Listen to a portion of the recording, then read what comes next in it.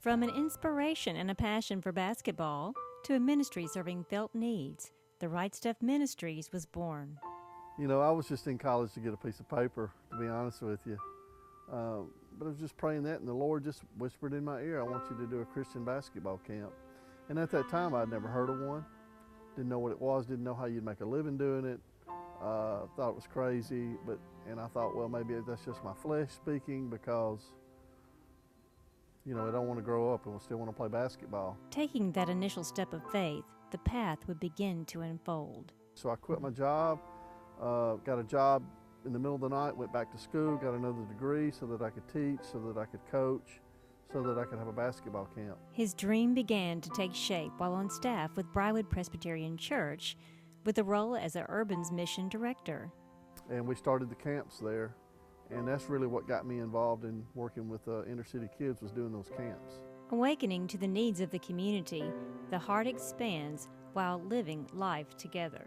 The best definition of ministry I've ever heard is living life together, and you live life together. You know, you cry and sweat and bleed and laugh and live together. And when you do that, you know, you find out where people really are, and you try to meet a felt need so that you can get to the real need, because the real need is always Christ. One of our bylines when we did the camp was giving kids what they need in the context of what they want.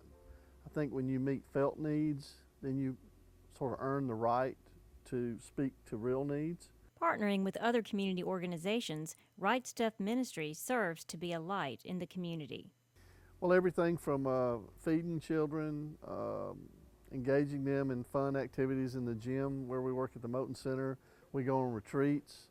We have a thing called Kids Club where we gather the kids up weekly and take them to church on Sunday nights. We go to the movies. We have Just Because parties where we spend the night parties, and then we do things. You know, we've helped a kid with dental problems, or you know, if their housing apartment needs furniture, or you know, whatever comes down the pipe, we deal with felt needs. Defending the cause of the weak and the fatherless while maintaining the rights of the poor and oppressed. The goal is to show the love of God through the ministry. I walk in the balance of elation and incredible disappointment. The window of innocence with a lot of these children closes very quickly. So I feel like there's always some degree of urgency with what we're doing, because, you know, a child, especially a child that's been fatherless and has some other things going on, you know, a lot of times that window closes more quickly than it otherwise should. And so from 12 to 16, a lot happens. And which is why we try to start early. We have a lot of kids that are even 6 and 7 years old, where we're trying to get them exposed to the Lord and have Him become a vibrant part of their life, the center of their life. So you think you can't make a difference? Think again. I'm not cool.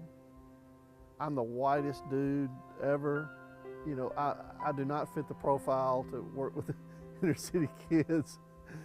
But I think the common thread that I see with the people who have gotten out there and made a difference is they're willing to get outside of their comfort zone. To learn more about Right Stuff Ministries, visit rightstuffministries.com.